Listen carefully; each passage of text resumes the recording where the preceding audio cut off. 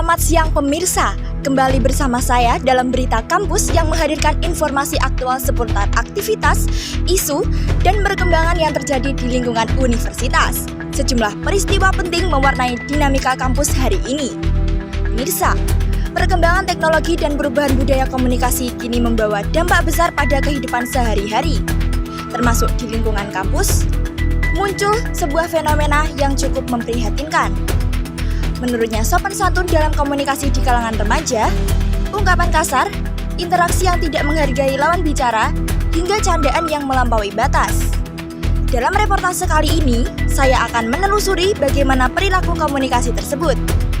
Bersama saya, Bella Pradita, melaporkan dari lingkungan kampus, berikut informasi selengkapnya. Baik, saat ini saya sedang bersama salah satu mahasiswa dari Universitas Said Ali Rahmatullah Tulungagung yang akan saya wawancarai mengenai topik yang saya angkat pada siang hari ini. Selamat siang, Mbak. Ya, selamat siang, Kak. Boleh perkenalkan namanya, kelasnya, dan juga semesternya? Ya, boleh. Perkenalkan, saya Nadine. Saya dari Prodi KPI, semester 1. Menurut Mbak, bagaimana pandangan Mbak tentang anak-anak zaman sekarang yang suka berkata tapi kadang-kadang itu kan ada yang berkata kasar dan tanpa difilter gitu. Gimana Mbak?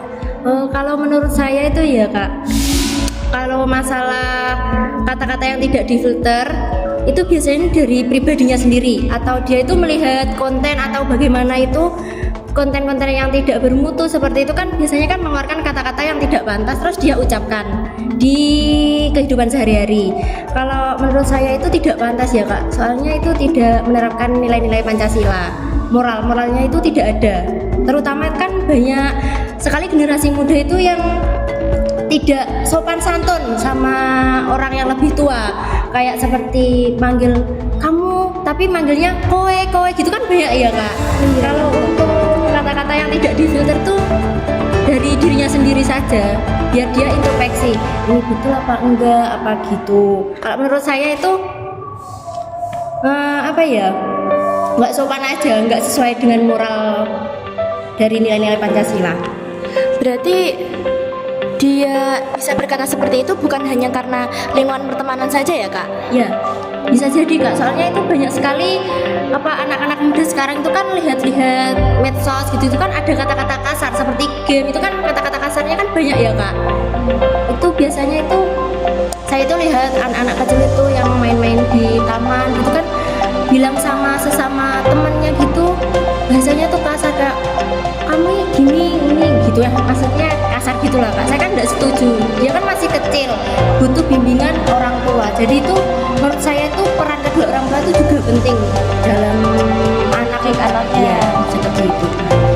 Menurut Kakak, kira-kira solusi apa yang tepat untuk menangani anak-anak seperti itu?